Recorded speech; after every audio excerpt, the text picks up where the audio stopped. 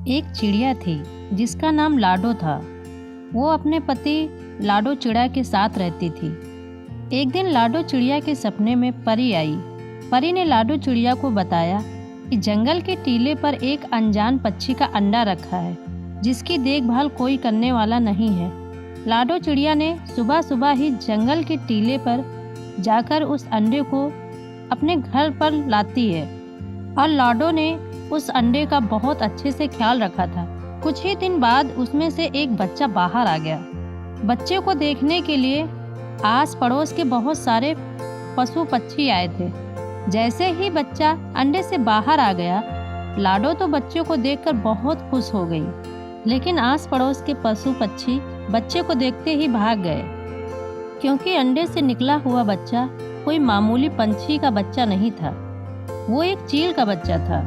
अब तो लाडो चिड़िया और चिड़ा भी उस बच्चे को देखकर घबरा गए, लेकिन लाडो को ये बात नहीं पता था कि आगे चलकर यही चील का बच्चा सिर्फ लाडो की ही नहीं, पूरे बस्ती के पशु पक्षियों का रखवाला बनने वाला है। अन्य पक्षियाँ, अरे लाडो, ये किसका अंडा लेकर आई हो तुम?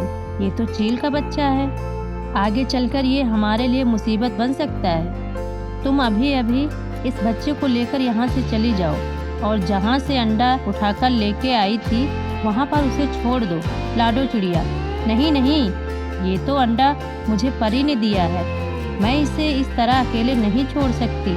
अगर ये बच्चा चील का है तो क्या हुआ, मैं इसे पाल पोस कर बड़ा करूँगी। लाडो की जिद के आगे चिड़ा की एक न चली। लाडो ने अपने बच्चे का नाम चीनू रख दिया। दूसरे ही दिन से सारे पशु पक्षी लाडो चिड़िया को भला बुरा कहने लगे। अन्य पंछियाँ, अरे यह लाडो चिड़िया हमारी मौत को अपने घर में लेकर आई है, तुम देखना आगे चलकर जब ये बच्चा बड़ा होगा ये सबसे पहले हमें खा जाएगा। ये बात पूरे बस्ती में फैल गई और साथ ही साथ ये बात तोता राजा के कानों तक भी पहुंच गई। राजा जी ने शाम को मीटिंग बुलाई और उसमें लाडो और चिड़ा दोनों को आने का संदेश सिपाही पक्षियों के द्वारा भेज दिया। शाम हो गई, सारे पशु पक्षी मीटिंग में शामिल हो गए। लाडो और चिड़ा भी वहां पर आ गए। तभी राजा ने लाडो से पूछा, लाडो, ये सब क्या है? तुम चील के बच्चे को क्यों लेकर आई हमारी बस्ती में? क्या तुम्हें बस्ती के बाकी के पक्षियों की कोई चिंता नहीं है? लाडो चिड़िया बोली, नहीं नहीं राजा जी, ऐसी बात नहीं है, मेरे सपने में परी आई थी, उसी ने मुझे इस अंडे के बारे में बताया था। तभी भूरे कौवे ने कहा, ये सब बकवास है राजा जी, मैं तो कहता हूँ लाडो और उसके परिवार को इस बस्ती से बाहर निकाल दो। भूरे कौवे की बात सुनकर बाकी के पक्षी भी चिल्लाने लगे, हाँ हाँ, लाडो को बस्ती से बाहर निकालो। राजा जी ने सबको शांत किया और लाडो से कहा, लाडो, अगर तुम्हें इस बस्ती में रहना है तो तुम्हें इस बच्चे को छोड़कर आना होगा, और अगर तुम्हें ये मंजूर नहीं है तो तुम्हें इस बस्ती को अपने परिवार समेत छोड़ना होगा। लाडो चिड़िया बोली, ठीक है, आप सब यही चाहते हो तो मैं ये बस्ती छोड़कर कहीं दूर चली जाती हूँ।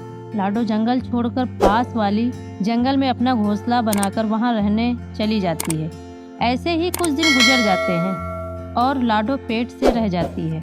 लाडो चिड़िया बोली, सुनिए जी, बारिश का मौसम आने वाला है और मैं पेट से भी हूँ, आप जल्दी जाकर अनाज इकट्ठा कर लीजिए और हमें हमारा घोंसला भी पक्का करना पड़ेगा।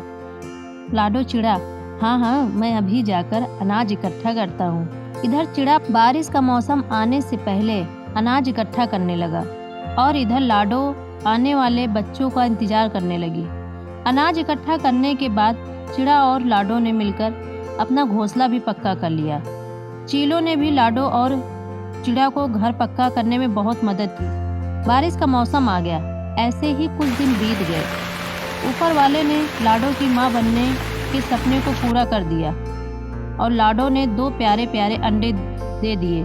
चीनू अपने दोनों भाइयों से बहुत प्यार करता था, लेकिन दोनों भाई चीनू से नफरत करते थे। चीनू और दोनों भाइयों में बहुत झगड़े होते थे। ऐसे ही एक दिन दोनों भाई खेल रहे थे, तभी चीनू वहाँ पर आ जाता है। चीनू, मुझे भी खेलना है आपके साथ, क्या मैं आप दोनों के साथ खेल सकता हूँ?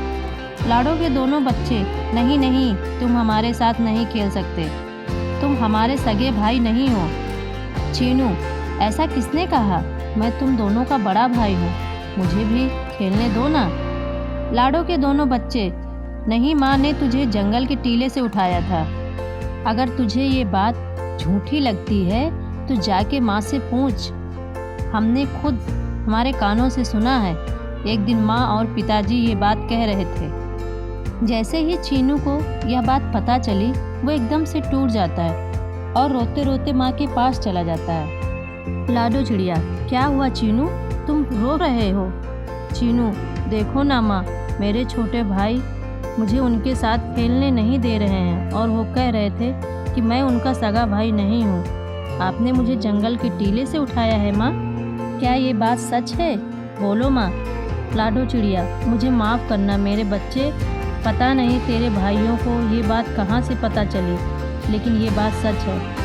तभी बाहर से दोनों भाइयों की चिल्लाने की आवाज़ आ जाती है। लाडो और चीनू बाहर आकर देखते हैं कि एक बड़ी सी चील उन दोनों भाइयों के पास खड़ी होती है। वह उन दोनों पर हमला करने ही वाली थी। तभी चीनू उस बड़ी चील पर हमला बोल देता है और उस बड़ी चील को वहाँ से खदेड़ देता है। दोनों भाइयों की जान बच जाती है। लाडो भी वहाँ पर आ जाती है। लाडो के दोनों बच्चे, भैया हमें माफ़ कर दो, अगर आज आप यहाँ पर नहीं होते तो ये बड़ी चील हमें खा जाती। दोनों भाइयों को अपनी गलती का एहसास हो जाता है और दोनों चीनू के गले लग जाते हैं। लाडो ये सब देखकर बहुत ही खुश हो जाती है। ऊपर से यह सब दृश्य भूरा कौवा देख रहा था। वो जाकर ये सब बात राजा के कानों तक पहुंचा देता है। राजा जी, हमने लाडो को बस्ती से निकालकर बहुत बड़ी गलती कर दी। आज मैं लाडो के घोंसले के ऊपर से उड़ रहा था और उसके बच्चे बाहर खेल रहे थे। तभी वहाँ पर एक बड़ी सी चील आ गई और उसने उन दोनों पर हमला कर दिया। तभी लाडो के घोंसले से एक चील का बच्चा बाहर आ गया और उसने उस बड़ी चील का सामना भी किया और उस बड़ी सी चील को खदेड़ दिया। मुझे लगता है कि लाडो ने जिस चील के बच्चे को पाला था, ये वही बच्चा है। हमें लाडो को वापस बुला लेना चाहिए, उसके साथ साथ उसके पूरे परिवार को भी, क्योंकि आए दिन नागराज और बागी के बुरे पक्षी हमारी बस्ती पर हमला कर रहे हैं। अगर ये चील का बच्चा हमारी बस्ती में रहेगा तो यह हमारा रखवाला बन सकता है। राजा जी, तुम सही कहते हो भूरे, हमें लाडो और उसके परिवार को वापस बुला लेना चाहिए।